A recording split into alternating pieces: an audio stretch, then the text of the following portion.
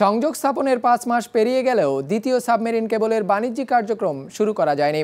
তবে Bangladesh submarine cable company বলছে সব প্রস্তুতি তারা এরই মধ্যে শেষ করে এনেছে, যা এই মাসেই আনুষ্ঠানিকভাবে উদ্বোধন করবেন প্রধানমন্ত্রী শেখ হাসিনা।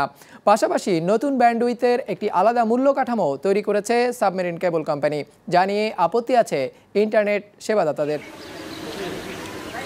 10 একর জায়গার উপর গড়ে ওঠা কুয়াকাটার এই ল্যান্ডিং স্টেশনটিতেই বাংলাদেশ যুক্ত হয়েছে সিমি-উই-5 নামের সাবমেরিন কেবলের সঙ্গে গেল ফেব্রুয়ারিতে।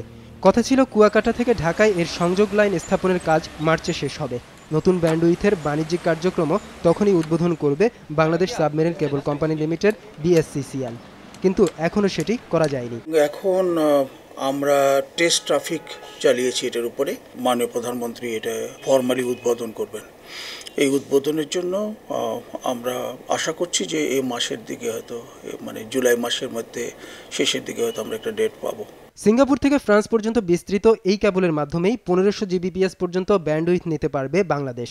প্রাথমিকভাবে এর কার্যক্রম শুরু হবে 2টি তরঙ্গের মাধ্যমে 200 Gbps ইন্টারনেট গতি দিয়ে। পটুয়াখালী, যশোর, খুলনা, বরিশাল সহ দক্ষিণাঞ্চলের জন্য BSCCL এই ইন্টারনেট দিবে অপেক্ষাকৃত কম দামে। আর সারা দেশের জন্য নতুন করে ব্যান্ডউইথ বিক্রির দর ঠিক করা হচ্ছে। ফিজিক্যালি বেশি এর চেয়ে সিমি-4 এর চেয়ে, কিন্তু যেহেতু আমরা ফ্যাসিলিটি অনেকগুলো দিচ্ছি, এন্ড টু এন্ড ফ্যাসিলিটি দিচ্ছি, গ্রাহকের জন্য সব মিলিয়ে গ্রাহকের সাশ্রয় হবে। এখন দেশের বিদ্যমান প্রথম সাবমেরিন কেবলের মাধ্যমে 300 Gbps পর্যন্ত ব্যান্ডউইথ পাওয়া যাচ্ছে, যার মধ্যে 250 Gbps দেশে ব্যবহার হচ্ছে। এই ব্যান্ডউইথ এখন BSCCL বিক্রি করছে 50 Mbps থেকে শুরু করে 5টি আলাদা স্তরে, যার Mbps প্রতি মূল্য 625 থেকে 900 টাকা পর্যন্ত। কিন্তু নতুন সাবমেরিন কেবলের ক্ষেত্রে এই কাঠামো উঠে যাবে। 10G'র নিচে আমরা এটা ব্রেক করতে পারবো না।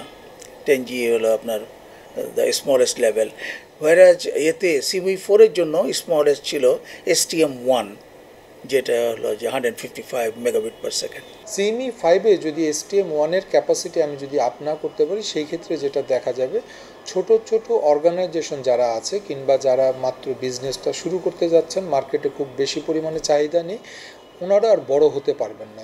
বর্তমানে বিকল্প হিসেবে ভারত থেকেও 200 Gbps ইন্টারনেট ব্যান্ডউইথ আমদানি করেন ব্যবসায়ীরা। নতুন সাবমেরিন কেবল চালু হলে সেই নির্ভরতা কমবে বলেও মনে করেন তারা। ফয়সাল শুভন, বিজনেস রিপোর্ট, মাছরাঙা টেলিভিশন।